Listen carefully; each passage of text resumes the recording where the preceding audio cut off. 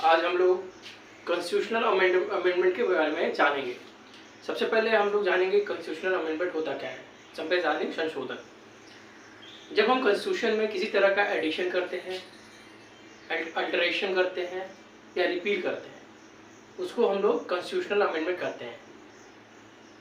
अगर इसको इस तरह हम समझे कि जब संविधान में हम किसी चीज़ को ऐड करते हैं, आर्टिकल लाइक दैट, या चेंज करते हैं या उसको रिपील करते हैं या हटाते हैं, इन सब को हम लोग कॉन्स्टिट्यूशनल अमेंडमेंट या संवैधानिक संशोधन कहते हैं। जनरली संवैधानिक जो संशोधन होता है आर्टिकल 368 के अंतर्गत किया जाता है और जो पार्ट 20 में है, तो ये भी इम्पोर्टेंट हो सकता है एग्जामिनेशन पॉइंट ऑफ व्यू से।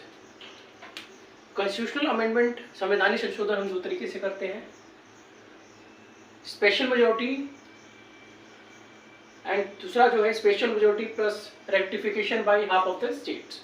ये जो दो तरीके हैं, इसको हम लोग संवैधानिक संशोधन जो होता है कॉन्स्टिट्यूशनल अमेंडमेंट अंडर आर्टिकल 368 के अंतर्गत करते हैं। अंडर आर्टिकल 368 के अंतर्गत दो तरीके से हम करते हैं। सबसे पहले स्पेशल मेजॉरिटी की हम बात करते हैं।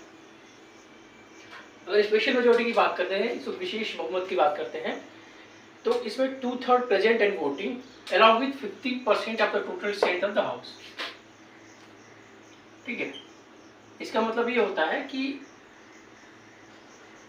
इस तरह के संवैधानिक संशोधन करने के लिए जो है हमारे पास दोनों जो कंडीशन है फुलफिल होनी चाहिए।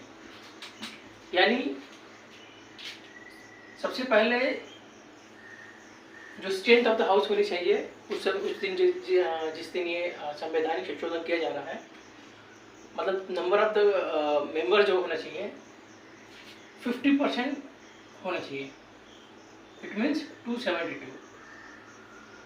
ये लाइक एब्सोल्यूट मेजॉरिटी की तरह ही हो गया। ठीक है, उसके बाद जो भी मेंबर प्रेजेंट एंड वोटिंग होंगे उसमें 2/3 जो तिहाई हो, उनको इस बिल को सपोर्ट करना होता है। सपोज लाइक उस दिन 450 जो मेंबर हैं प्रेजेंट है उस दिन, तो पहला कंडीशन हमारा क्या था कि एटलीस्ट 272 मेंबर्स हाउस में होना चाहिए। ठीक है, तो ये जो 450 है मोर देन 272 से ज़्यादा है।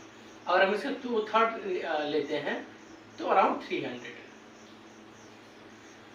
तो वो तो जो कंडीशन है कि एटलीस्ट 272 मेंबर्स जो होना चाहिए वो भी है, और साथ में दो तिहाई मेंबर जो है उसको सपोर्ट कर रहे हैं, लेकिन 450 आउट ऑफ 2/3 अराउंड 300। तो दोनों जो क्राइटेरिया है फुलफिल हो गया। सेकेंड होता है special majority plus rectification by the half of the state by simple majority. कुछ ऐसे बिल होते हैं जिससे जो अमेंडमेंट का जो होता है स्टेट पे भी असर पड़ता है, इम्पैक्ट पड़ता है। लाइक अगर हम जब भी जो एमपीज होते हैं या रिप्रेजेंटेटिव होते हैं, अगर हम उनके रिप्रेजेंटेशन की बात करें, अगर इसमें कोई चेंजेस होते हैं, composition of the MPs in the Lok Sabha या इवन राज्यसभा, इसका जो इम्पैक्ट होगा पूरे नेशन में पड़ता है। इन सब कंडीशन में हमें rectification by the half of the state by simple majority की जरूरत पड़ती है। सिंपल मेजॉरिटी इसके पहले वाली वीडियो में हम लोग पढ़ चुके हैं। तो अगर हमें किसी भी अमेंडमेंट से, चेंजेस से अगर स्टेट्स पे भी असर पड़ता है, लाइक अगर हम कंपोजिशन ऑफ लोकसभा की बात करते हैं, लोकसभा में कितने मेंबर होंगे और इससे डिफरेंट स्टेट के जो मेंबर होंगे उस पर इम्पैक्ट पड़ता है, या राज्यसभा की बात करें, तो इन सब कंडीशन में हमें special majority plus ratification by the half of the state by simple majority की जरूरत पड़ती है। लेकिन कुछ कॉन्स्टिट्यूशनल अमेंडमेंट जो होते हैं सिंपल मेजॉरिटी के द्वारा भी किए जाते हैं, जिससे हमें जैसे फॉर्मेशन ऑफ नए स्टेट को बनाना, या उस स्टेट की जो बाउंड्री को चेंज करना, या नाम को चेंज करना, ये सब जो है जो कॉन्स्टिट्यूशनल अमेंडमेंट होते हैं सिंपल मेजॉरिटी के द्वारा किए जाते हैं। लेकिन ये जो अमेंडमेंट है ये आर्टिकल 368 के अंतर्गत नहीं आते हैं।